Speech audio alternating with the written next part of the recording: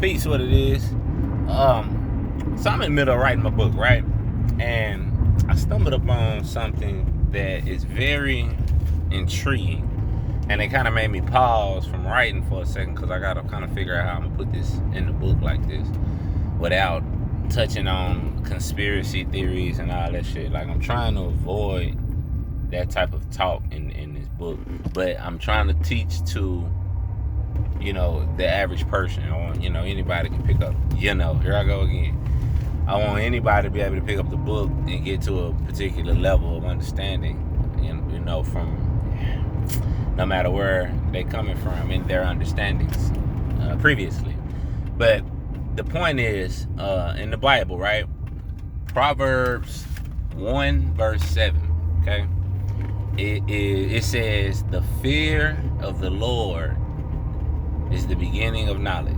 Like, a lot of us done heard that verse, or either have heard another verse that says something similar to that, right? Like, we done heard preachers say the fear of God is, some blah blah blah blah. Honestly, it took me reading it on myself to get the fear of God, or the fear of the Lord is the beginning of understanding. Excuse me. What I've always heard was, the fear of God is love or something. I don't know. They never really explain the whole thing. They just kind of give, when I say they, I mean pastors and preachers. They just kind of give their take on the narrative, which is be afraid of God, be scared of God, whatever. Basically, is the story. But when you get into the Hebrew, first off, that particular verse, and I would say a lot of them, they don't say fear of God. Some of them do, but a lot of them say fear of the Lord, which Lord and God are two different words in Hebrew.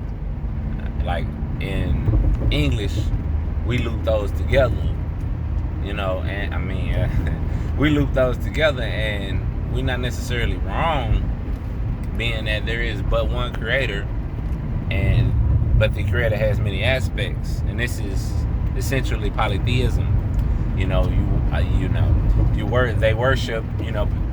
They worship particular aspects of the one God. But anyway, the word fear, and this is the point, the word fear, and I made this point in that other video. I'm just not catching this. Remember, I need the other video about Nipsey Hussle, when I made a point about the word fear.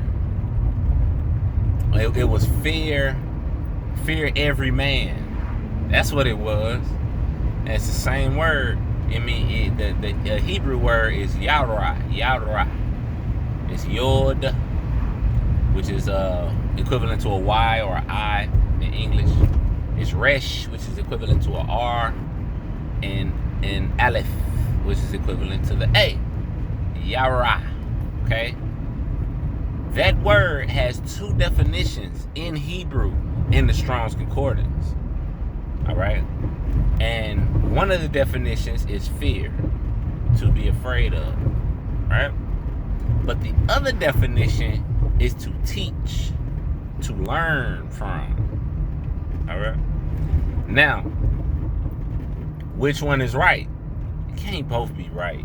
I mean, what is the connection between being afraid and being taught? Maybe being afraid to learn something new, or what have you. You may can stretch that like that. But the only thing that makes these difference is the only thing that makes the definitions different is the little lines being up under the letters, called the gash, the ash, or some shit like that. I don't know. Anyway, you look that up. The little dots up under the Hebrew, which denote the vowel sound. So according to modern Hebrew, the sound of the word gives it a different meaning. Right? I don't think that's correct. I mean, once you get to it, those little dots and the dashes, or however you say it, whatever, they came about And it says, and see, and this is the part I don't really want to get into in my book, because it's kind of tedious and it's kind of pointless, because you can't prove something that says this happened 1,000 years ago. But my point is that the sound of the word don't change the meaning. It just don't change the core meaning of the word, the etymological denotation of the word. And in the Strong's Concordance, it has two different numbers that it corresponds to as far as the Hebrew goes in there.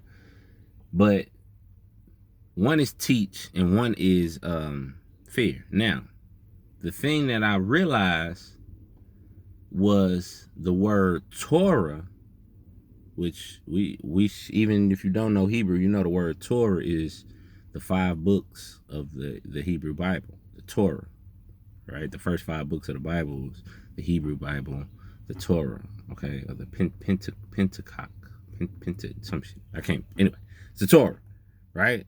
It's the Bible. Let's just say that. You get technical if you want to.